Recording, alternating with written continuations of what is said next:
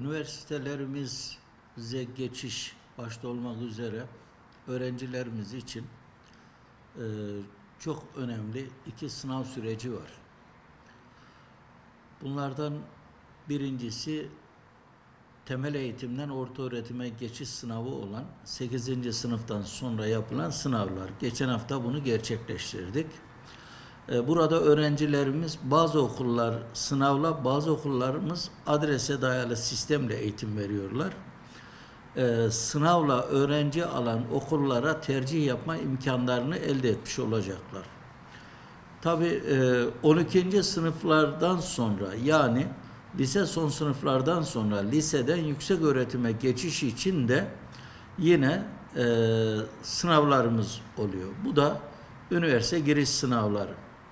Bu sınavlar iki aşamalı olarak devam ediyor. Birincisi sınavda yeterlilikleri ölçülüyor öğrencilerimizin. İkinci sınavda ise alan bilgisiyle ilgili öğrencilerin seviyeleri ölçülüyor. Geçmiş yıllarda meslek yüksek okullarıyla fakülte tercihleriyle ilgili öğrencilerimizin bir baraj çıtası vardı. 150 puan alan arkadaşlarımız meslek yüksek okullarından tercih yapabiliyordu. 180 puan alan arkadaşlarımız da fakülte tercihi yapabiliyordu. Geçen yıl bu iki barajda uygulamadan kaldırıldı. Şimdi bu yeni süreçte artık baraj söz konusu değil. Yani öğrencilerimizin barajın altında kalıp tercih yapamazsam ne olur diye değerlendirme yapmasına gerek yok.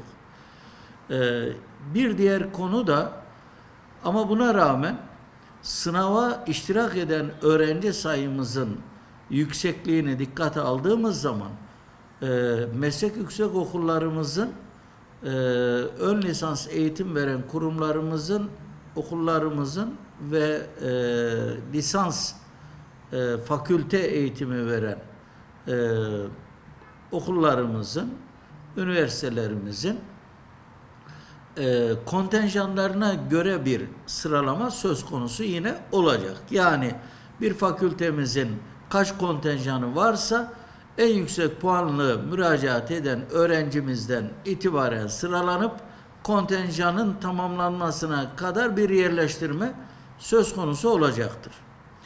Yerleşemeyen öğrencilerimiz ikinci yerleştirme süreçlerinde yine herhangi bir baraja vesaireye takılmadan tercih yapabilme imkanına sahip olacaklar. Şimdi bu bağlamda değerlendirdiğimiz zaman elbette ki öğrencilerimiz için bu sınavlar çok önemli. Belki de hayatı, daha sonra onların geleceği anlamına gelecek bir takım adımların atılmasına vesile olacak. Yani hangi eğitimi alıyorsa belki gelecekte ne iş yapacağı, hangi konularda yetişmiş bir birey olarak, iyi eğitim almış bir birey olarak yaşamını devam ettirebileceği bir imkan ortaya çıkacak. Şimdi bu anlamda da belli fakültelerimize geçişlerle ilgili olarak yine daha önce ara barajlar halinde uygulamaya da yine devam edilmiş olacak. Yetenekle öğrenci alan fakültelerimize yerleşecek öğrencilerimizde o yetenekler çerçevesinde yine ilave sınavlara tabi tutulacaklar. Buradan öğrencilerimize şunu söylüyoruz. Bir kere her şeyden önce stres yapmaya gerek yok. Bu sınavlara eğer hedeflediğiniz noktada bir başarı gerçekleştiremezseniz bile yine siz bu sınavlara tekraren katılma imkanına sahipsiniz. Onun için de herhangi bir strese girmeye lüzum yok. Ama tabii ki bu sınavlar önemli sınavlar. Bunun için de azami seviyede sınavları hazırlığında yapılması gerekiyor. Ki öğrencilerimiz de belki de eğitim öğretime başladığı andan itibaren kademeli bu sınavlara da bu sıralamada aşağıda kalmamak için gayretli bir çalışma ortaya koyduklarını da biliyoruz. Bu konuda öğrenciler acaba başaramazsam ne olur diye bir değerlendirme yapmasına gerek yok. Çünkü bunlar bir sıralamadır. Sonucu itibariyle başardığı şey kendi hayatına dokunacaktır. Hayalindeki şeyler ona bir ideal kazandırır ama başarı somut temel gerçeklik üzerine devam eder. Bu konuda da herhangi bir zihni problem oluşturmadan sınavlarına bugüne kadar hazırlandı, geldiler. Artık son viraja gelindi. Burada sınav konsantrasyonunu bozacak şeylerden uzak duracaklar. Büyük bir stresle kendilerini başarabilecekleri şeylerden mahrum etmeyecekler. Çünkü stres az olduğu zaman kıymetlidir, çok olduğu zaman felakettir. Felaket oluşturmaya gerek yok kendisi için. Özellikle bu hatırlatmayı da yapmış olalım. Öğrencilerimiz biz ne söylersek söyleyelim yıllarca bu sınava odaklı olarak yapmış olduğu değerlendirmeler elbette kendisi için bir zihinsel olgunluk oluşturur. Bu normaldir. Bu olgunluğa kafasındakine ulaşabilmek için hedeflediğini başarabilmek için bir gayreti olmakta. Burada bizim yine öğrencilerden bir başka önemsediğimiz de yıllarca kendilerinin eğitimine katkı vermiş, hocalarıyla görüşsün, onların tavsiyelerine uysunlar. Aile bireylerinin her birisinin beklentileri, çocuklarımızın yalnız başına kendilerinin beklentisi yok. Aile bireylerinde bir beklentisi var.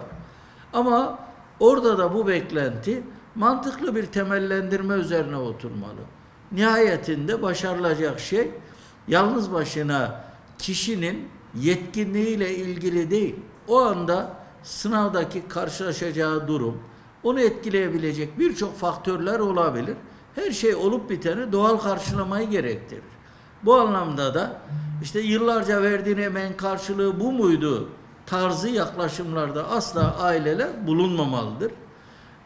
Çünkü her birey gibi sizin çocuğunuz da mutlaka en iyisini başarmayı arzu eder. Ama bu istediğimiz şey pratikte yalnız başına onun bu konudaki hazır bulunmuşluğuyla ilgili değildir. Onun için de elinden geleni herkes ortaya koymakta ve bu noktada da İnşallah biz çocuklarımızın, evlatlarımızın arzuladığı çerçevede bir başarı çıtasını yakalamasını temenni ediyoruz. Onlara başarılar diliyoruz. Ve inşallah da hedeflediklerini gerçekleştirirler. Tabi burada bir noktanın daha altını çizmemiz lazım. Şimdi bu çocuklarımız herhangi bir iş yerinde çalışan çocuklarımız değil. Büyük oranda bu evlatlarımız sınavlara hazırlanırken pek çok aile desteği, babasının, annesinin, ağabeyinin, ablasının veya kendisine yardımcı olan hayırsever insanların destekleriyle eğitim öğretimini sürdürmeye çalışan ve bu memleket için bir takım güzel hizmetleri gerçekleştirebilme adına hem kendisi için hem ülkemiz için bir gayretin içerisindeler. Şimdi bu kadar destekle eğitimini, öğretimini tamamlamış öğrencilerimize ki ülkemizde ders kitapları ücretsiz veriliyor. Bizim öğrencilik yıllarımızda bırakın ücretsizi, paramızla ders kitabını bulamıyorduk icabında. Bizden önce okumuş ağabeylerimizden eğer aldığımız kitaplar işimize yarıyorsa bizim için en büyük mutluluktu. Bunların birçok problemlerini gördük. Bugün öğrencilerimiz okullarına geldiği zaman temel eğitimden orta öğretime bütün sınıf türlerinde kitapları hazırlanıyor. Hatta yardımcı kitap desteği de yapılıyor. O zaman artık bu sınavlarda öğrencilerimizden ücret alma uygulamasını da sonlandırmalıyız. Bunun yükünü eğer birisi karşılayacaksa bunu devlet karşılamalı. Çocuklarımız sınava girerken yine harçlıklarından veya herhangi bir aile bireyinden vesaire aldığı parayla sınavlara girmemeli.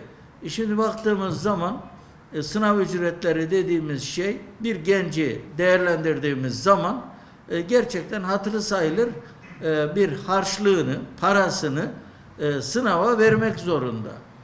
Halbuki bunu çok kolay bir şekilde devletimiz bunları karşılayabilir ve bu çerçevede de öğrencilerimiz herhangi bir sınav maliyeti ödemeden sınavlarına iştirak etmiş olurlar. Bunu da özellikle devlet yetkililerinden bekliyoruz.